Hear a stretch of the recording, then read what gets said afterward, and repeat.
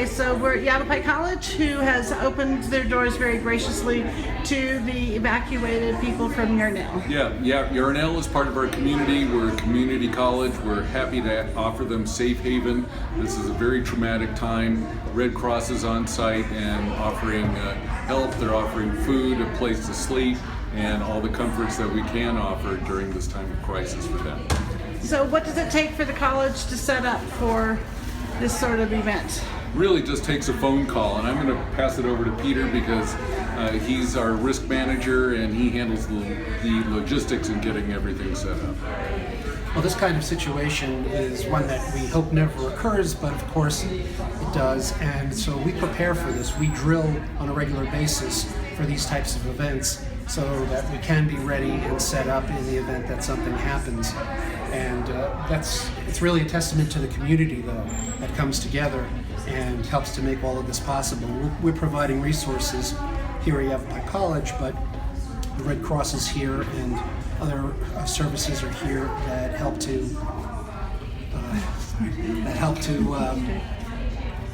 make it as pleasant as possible. And we realize that this is a difficult situation for the evacuees, but we want to do everything that we can to try to make it a little bit easier for them during this rather difficult time.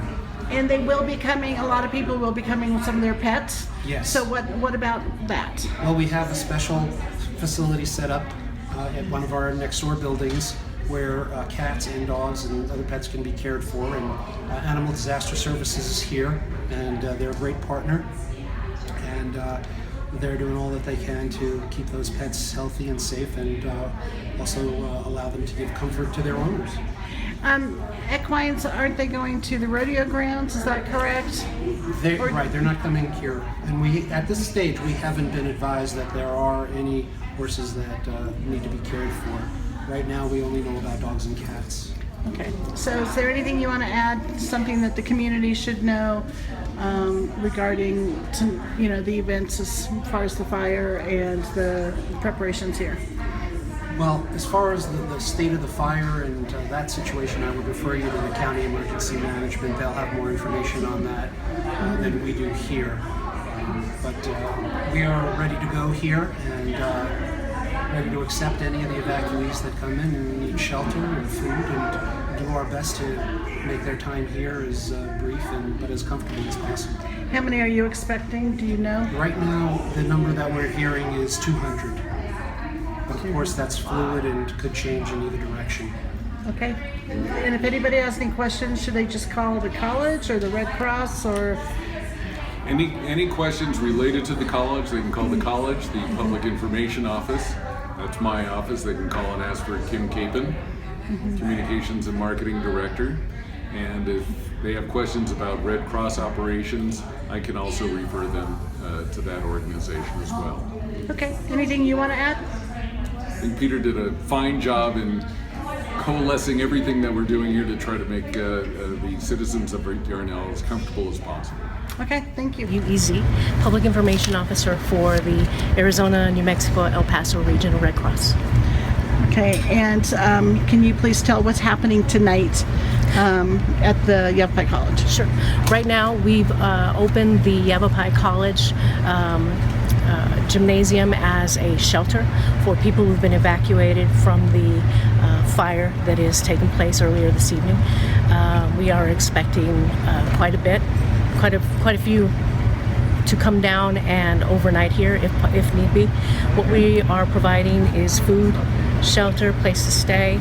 If they need medications that they maybe forgot in their evacuations, we've got that here. We've got medical staff here as well. Mm-hmm. Now, were you here for the Yarnell Hill fire when they had the shelter set up? I was not here for the Yarnell Hill fire, 2013. Yeah, 2013. But my colleague was, and I can tell you that the same faces that were there in 2013 are here tonight. And you have to move pretty quick when there's situations like this. Yes, and luckily we have a very good staffing all over the state, all over the region, quite frankly. But we have great people in our Northern Arizona chapter in Flagstaff and Prescott, many who are here tonight to help those people that are evacuated. And the person at Yavapai College was explaining that this is something they practice for to be prepared to help out the community if there is a need. Yes, they do constant drilling for disaster, mass care, things like that, so that they're ready for situations just like these. I understand you've gotten quite a few donations, especially of food and stuff. Is there anybody that you want to mention as bringing in food?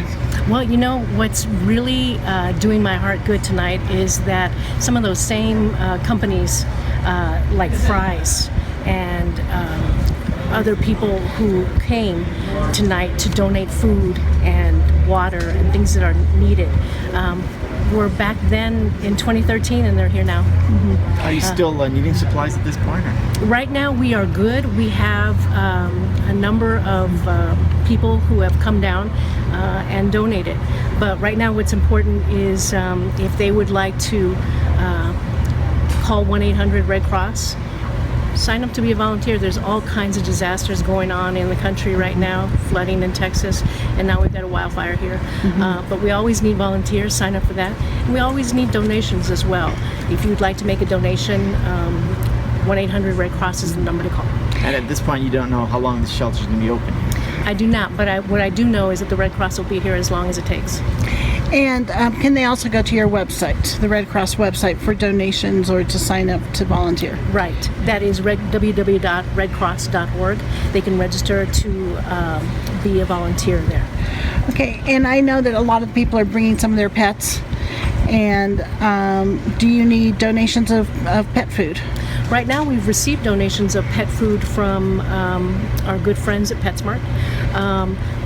And right now what's great about this shelter is that people who bring their pets are right next door to those pets. So, you know, we're trying to minimize as much worry as possible, obviously in a situation like this. And having the shelter for pets right next door helps tremendously. And I understand pizza's for dinner tonight. Pizza, and more pizza is for dinner tonight. And we've got lots of water and drinks. And we're prepared, you know, like I said, we're prepared to be here as long as it takes. Anything you want to add? I just want to thank the community for showing up in full force the way they have tonight, and for our partners, you know, out there like Fry's, like all these other companies that show up every time there's something like this going on. Okay, thank you. The last count that I heard on the number of people that were directly affected was about 200 folks. Now, I don't have any independent verification of that as of yet. So you may want to vouch and verify those numbers.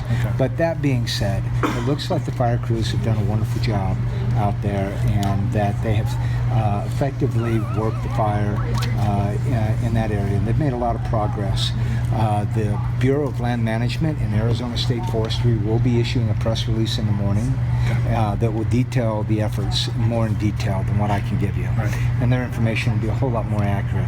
However, I would like to tell you that, one, we've had a lot of wonderful folks, and anytime that we have a disaster, it seems like we always got folks to stand up and stand in the gap, and they've done a wonderful job. So I'd like to thank Papa John's for their donation of pizzas for folks tonight, the Wild Iris for the coffee, Hensley for the ice and the water, Fry's for snacks and donuts, Anheuser-Busch for their donation of water and ice. So all of the things that they've done, we certainly appreciate it. But I'd also like to ask folks to hold off on their donations right now until we actually know what we're looking at a little bit more in detail. Last time that we had a major incident such as this, we were inundated by a lot of good-hearted folks, and they meant well, but we filled up a warehouse. Okay, so we'd like to kind of just ask folks to hold off right now for a little while until we see what the needs are, and then we'll make those needs public. What's the status? We've heard that people are being bused here. Yes, sir. Who is busing them? How are they being bused? When are they Yavapai County Organized Transit for folks that needed transportation from Yarnell to here. And how we do that is we have an intergovernmental agreement with our local schools to use the bus transportation they have. they're school buses. Because it really makes sense to us. So they're school buses. They're school buses. Are they? Do we know if the buses are en route? Do we know how many people are on the buses? Not at this time. Not at this time. I've heard conflicting reports, Okay. and until I'm able to verify and validate stuff, I think it would be irresponsible for me to put any more out Do we there. know how many people are here right now? Right now, we got approximately half a dozen folks in there right now. And just to be clear when I say Maybe a dozen. Maybe a dozen. Maybe a dozen. Okay. Yeah, These are all evacuees. they are. Okay. How many people are working on the fire? You know, I haven't got that information yet. I can tell you that a Type 2 team has been ordered, and so they're going to be assuming command tomorrow on that, and they'll probably be taking a look at how they finish up the fire tomorrow afternoon. I know that the fire is still engaged right now. We know that the fire is laying down, and we know that the fire crews have done an outstanding job as usual. So. Back in the same area though in 2013, back in Yarnell, I should say. Well, it's on the other side of the road. Yeah. Yeah. Did you find this time around that people had been more careful about being fire-wise? You want me to share something with you? I'm very proud of Ben Palm, and I'm very proud of Chuck Tidy. I'm proud of the people of Yarnell. Why? Is because after they dealt with this the last time, they were very, very smart in getting out there and becoming fire-wise, building that defensible space around their homes, and it definitely made a difference. Okay, they built a fire break along the east side of Yarnell that extended along the west slope of Yarnell Hill. Okay, that fire line right there was a major defensive area and a major area where they made a stand today, and it was outstanding. They did a great job. Great job. I'm very proud of them. Couldn't be prouder. So it sounds like this fire, if it does what it's expected to do, will be, I won't say totally under control tomorrow, but you'll have a better handle on it. I think that they are getting the outcomes that they're shooting for, and I believe that that is a positive sign. I also believe that they made major positive gains in the suppression of the fire today. I'd like to thank FEMA also for granting the FMAG and helping us in our fire suppression. So that was a major thing for us. We definitely needed that. Arizona State Forestry requested it from FEMA. FEMA granted the FMAG this afternoon. So for that, we're very, very thankful. And where are the planes loading up with their slurry? Are they here in Prescott? Or? No, the smaller planes are, but the large LVTs that have been used on the fire, the DC-10s, load out of Mesa Gateway. And so for them, it's about a 45-minute round trip, and I know that they made 2 trips today, at least, from what I'm told. Yeah. And are there helicopters dropping water? Absolutely. We've got several different types of helicopters, Type 1, Type 3. They're actively engaged. That's a very busy airspace over there.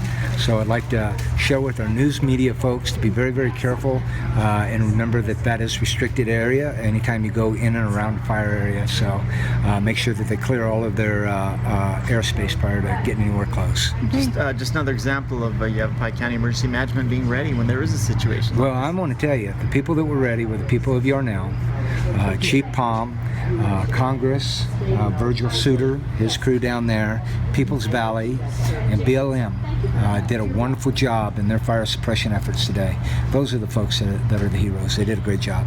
And then, I was hearing that Yavapai College, they drill for these sorts of events. They do.